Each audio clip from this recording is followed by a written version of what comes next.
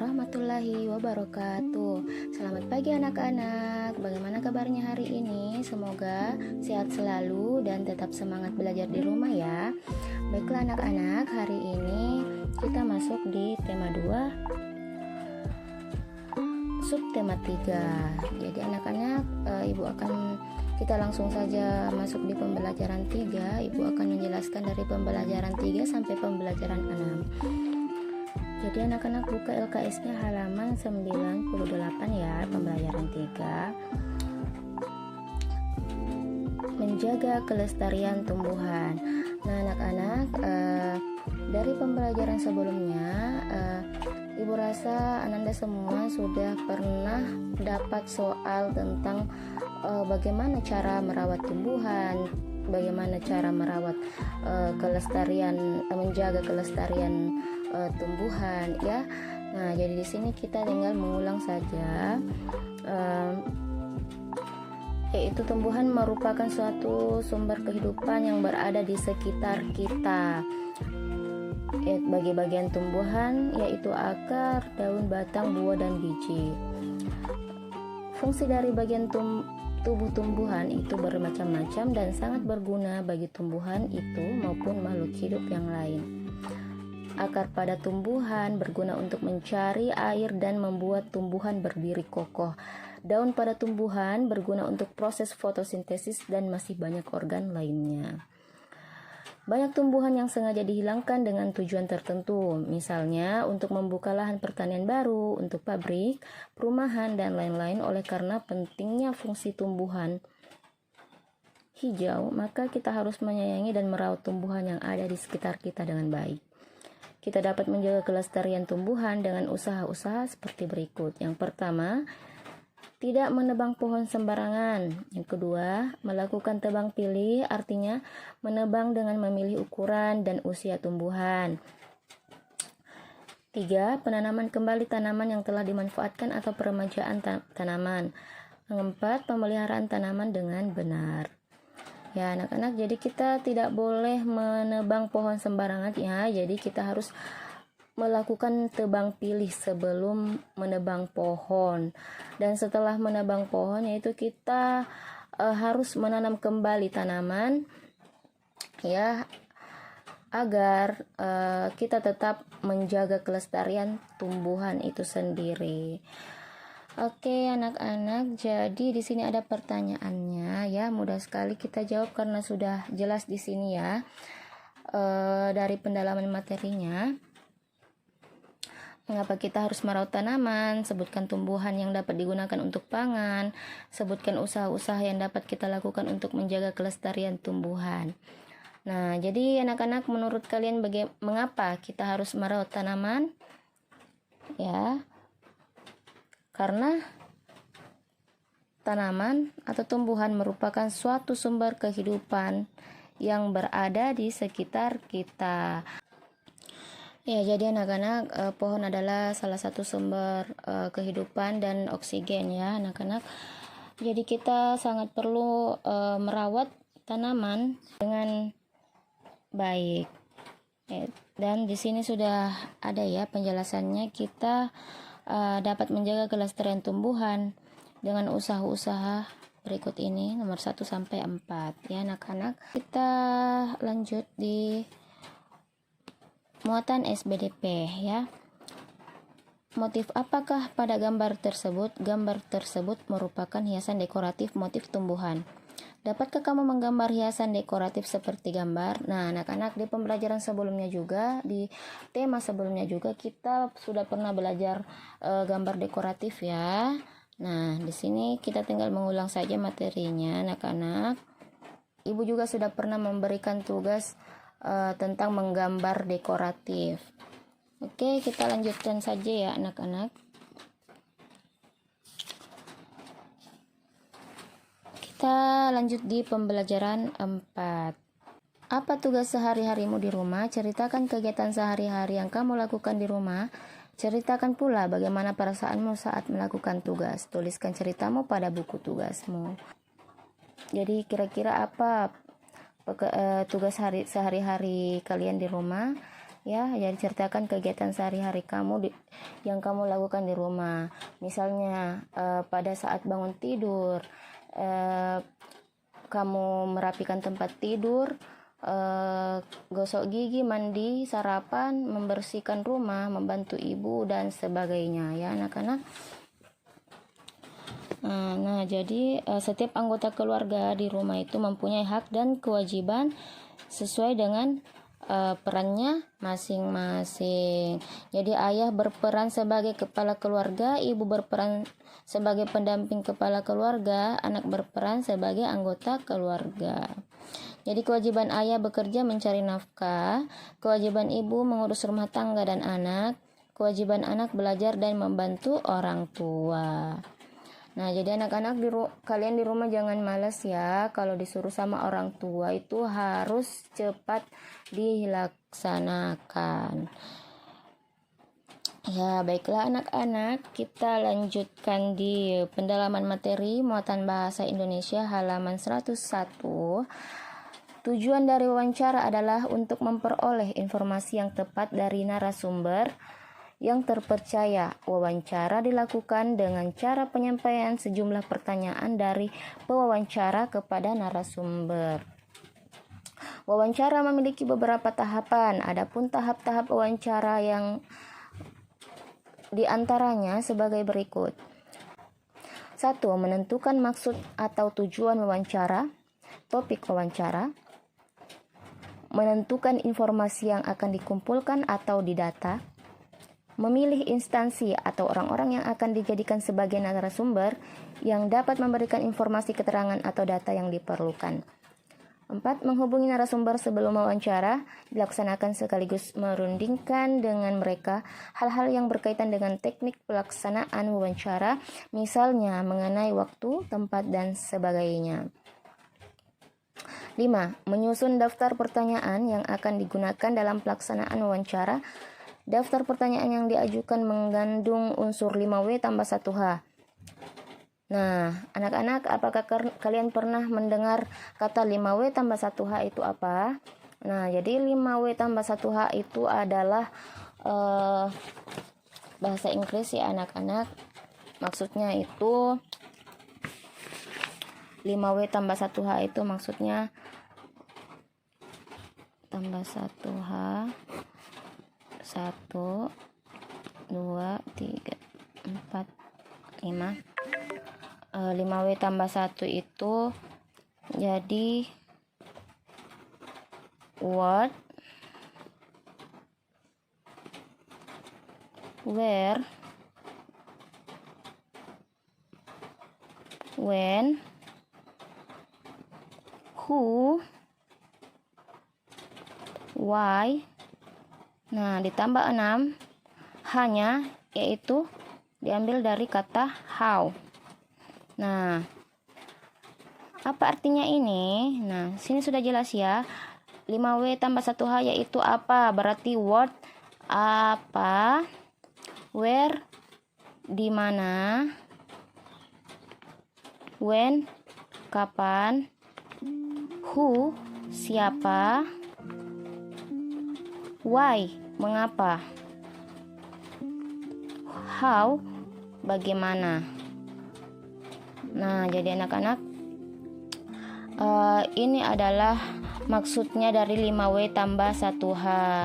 Jadi kalau kita melakukan wawancara itu kita harus menggunakan unsur-unsur ini ya anak-anak ya, 5W tambah 1H. Jadi 5W tambah 1H itu diambil dari kata-kata bahasa Inggris yang diartikan ke dalam bahasa Indonesia, yaitu what, apa, 1 what, apa, yang kedua where, di mana, yang ketiga when, kapan, yang keempat who, siapa, yang kelima why, mengapa, yang keenam how, bagaimana, ya. What, apa yang terjadi, misalnya ya pertanyaannya ya, apa yang terjadi, where, di mana tempat itu, misalnya ya, di mana tempat kejadian tersebut, ya. Kita tulis di mana tempat kejadian tersebut. Maaf ya, Bu Guru suka menulis yang kayak begini. Ya anak-anak ya. Yang ketiga, when, kapan. Kapan peristiwa tersebut terjadi. Yang keempat, who, siapa. Nah, jadi kita menanyakan siapa pelakunya, misalnya siapa yang terlibat di dalam cerita tersebut. Ya, seperti itu contoh pertanyaannya ya. Nah, yang kelima, why, mengapa hal itu terjadi, ya. Selanjutnya, how itu bagaimana kejadian tersebut dapat terjadi. Pertanyaan bagaimana, kita di sini disuruh menguraikan bagaimana hal itu dapat terjadi ya. Jadi diuraikan. Oke, anak-anak sudah mengerti ya. Jadi tidak ada ya di sini yang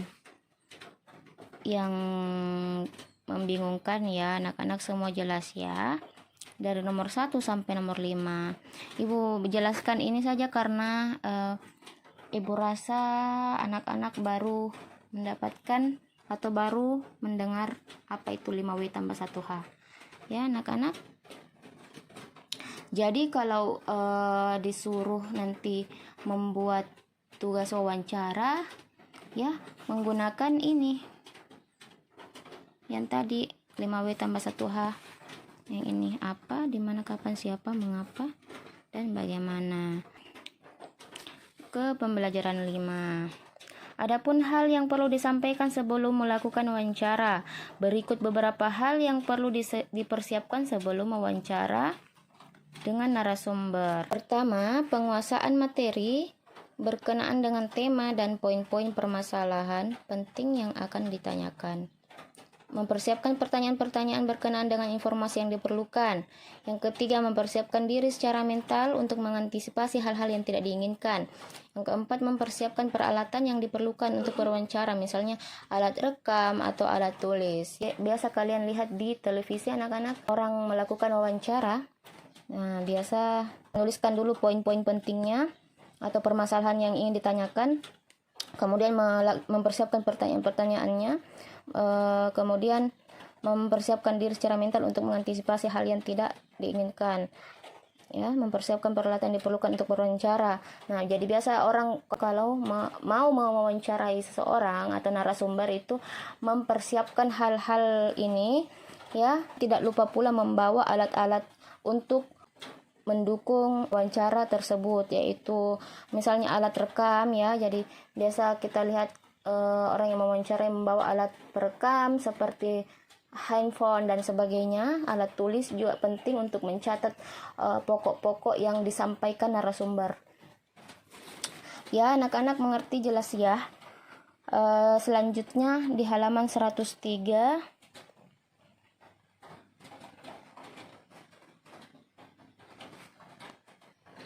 Ya, kita lihat di halaman 103 ya, gambar apa ini? Ya, jadi terlihat gambar seorang anak yang merapikan tempat tidurnya. Pernahkah kamu melakukan tugas seperti gambar di samping? Ya, pernahkah kamu melakukan atau membersihkan tempat tidurmu? Nah, siapakah yang bertugas membersihkan kamar tidur? Masih ingatkah kamu bahwa setiap anggota keluarga memiliki tugas yang berbeda-beda? Setiap anggota keluarga harus melaksanakan tugasnya dengan baik. Nah, jadi seperti yang sudah Ibu jelaskan tadi ya anak-anak, ya jadi setiap anggota di rumah itu mempunyai hak dan kewajibannya masing-masing. Nah, di sini kita mengulang kembali ya materinya anak-anak.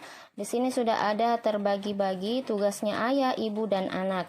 Tugasnya ayah di sini mencintai anak, melindungi keluarga, mencari nafkah, merawat keluarga. Ibu mencintai anak, memasak, merawat keluarga, menyiapkan makanan, menyiram tanaman. Dan anak tugasnya itu merapikan tempat tidur. Nah, seperti gambar ini ya, membersihkan kamar, belajar, menghormati orang tua, menyiapkan tas untuk sekolah, merapikan mainan. Nah, anak-anak, jadi ini adalah sebagian kecil yang dituliskan di sini ya, tugas-tugas anak ya, dan sebenarnya masih banyak lagi yang lainnya. Jadi anak-anak jangan lupa selalu merapikan tempat tidurnya, membersihkan kamar, belajar. Nah, belajar juga itu yang paling terpenting. Jangan ada yang malas-malas belajar ya. Menghormati orang tua. Nah, jadi kalau disuruh sama orang tua harus rajin. ya. Tidak boleh berkata kasar kepada orang tua. Nah, selanjutnya menyiapkan tas untuk sekolah. Jadi tidak perlu disiapkan lagi tasnya karena sudah besar. Siapkan sendiri ya, belajar mandiri. Dan merapikan mainan. Tidak boleh mainannya terhambur. Nah, jadi biasa itu kalau ada yang bermain mainannya terhambur kiri kanan. Tidak ada yang bereskan. Jadi kalau sudah bermain itu bereskan sendiri, oke?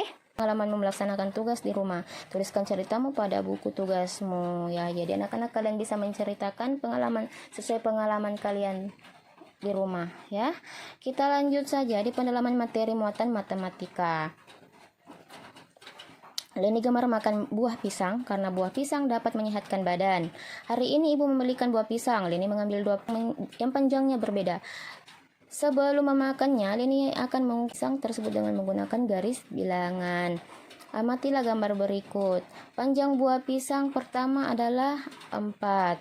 Ya, panjang buah pisang kedua adalah 5. Jadi panjang dua buah pisang adalah 4 tambah 5 9. Nah, anak-anak, jadi di sini ibu akan menjelaskan maksudnya itu apa. Nah, di sini sudah ada gambar garis dan pisang dan bilangan-bilangannya. Apa ini, Bu? Nah, jadi ini maksudnya menjumlahkan menggunakan garis bilangan. Ya, sama seperti sebelumnya yang cara bersusun, hasilnya tetap sama, tapi ini caranya yang berbeda. Kita dapat mendapatkan hasil dari penjumlahan menggunakan garis bilangan. Nah, di sini kita buat garis dulu. Sudah itu kita tuliskan 0 sampai 10. Nah, tinggal kita lihat berapa 4 ya. Panjang buah pisang pertama adalah 4, jadi 1 2 3 4 kita tandai sampai sini ya. Selanjutnya pisang kedua adalah 5, 1 2 3 4 5. Nah, sampai di sini ya panjangnya. Berarti 4 ditambah 5 berapa? Nah, 9 hasilnya ya. Mudah sekali anak-anak. Nah, di sini ada soalnya. Ibu memiliki karet sepanjang 3 cm, kemudian membeli lagi karet dengan panjang 4 cm. Berapa panjang karet milik ibu sekarang? Nah, anak-anak, kira-kira bagaimana ya? Ibu berikan satu contoh lagi. Nah, ibu contohkan di nomor 1 ya. Nah, jadi di situ panjang karetnya ibu sebanyak 3 cm. Sepanjang 3 cm. Jadi kita tandai dulu di sini sampai 3. Selanjutnya kemudian membeli lagi, berarti menambah ya. 4.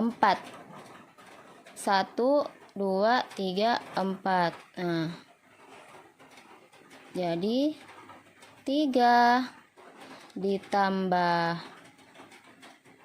4 sama dengan sini 3 ditambah 4 sama dengan berapa? 7. Betul sekali ya. Jadi sangat mudah ya anak-anak. Sekarang kalian lanjutkan kerjakan nomor 2 dan 3. Oke, baiklah anak-anak, kita lanjut di pembelajaran 6 ya. Hak dan kewajiban di rumah, kalian tinggal membaca, nanti ibu fotokan ya. Baiklah anak-anak, kita lanjut saja di pendalaman materi matematika lagi. Caranya sama seperti yang sebelumnya, yang tadi ibu jelaskan ya. Jadi di sini membuat lagi garis bilangan, kemudian ditandai, kemudian dijumlahkan ya. Leni mempunyai 2 krayon dengan warna dengan ukuran yang berbeda. Panjang krayon warna merah 6 cm, panjang krayon warna hitam 4 cm. Berapa panjang kedua krayon tersebut? Amati garis bilangan. Nah, di sini sama seperti yang ibu contohkan tadi anak-anak. Jadi 1 2 3 4 5 6. Nah, ditambah lagi 4 ya. 1 2 3 4. Jadi di sini 6 ditambah 4 sama dengan berapa? Ya, 10. Ya, sangat mudah ya anak-anak. Jadi soal penjumlahan itu bukan hanya satu cara, tapi ada berbagai macam cara. Boleh dalam bersusun, bisa juga menggunakan garis bilangan, ya anak-anak. Nah, di sini ada soalnya yang di halaman 105. Ayo kerjakan. Nah, ayo kerjakan nomor 1, 2, dan 3 sesuai contoh yang tadi ya. Nah, anak-anak, selanjutnya di muatan bahasa Indonesia. Sebentar Ibu fotokan, kalian tinggal membaca sendiri cara merawat tanaman anggrek. Demikian penjelasan Ibu dari pembelajaran 3 sampai pembelajaran 6. Semoga bermanfaat, dapat dipahami. Bertanya bila ada yang kurang dimengerti. Tetap semangat belajarnya di rumah, patuhi protokol kesehatan. Wassalamualaikum warahmatullahi wabarakatuh.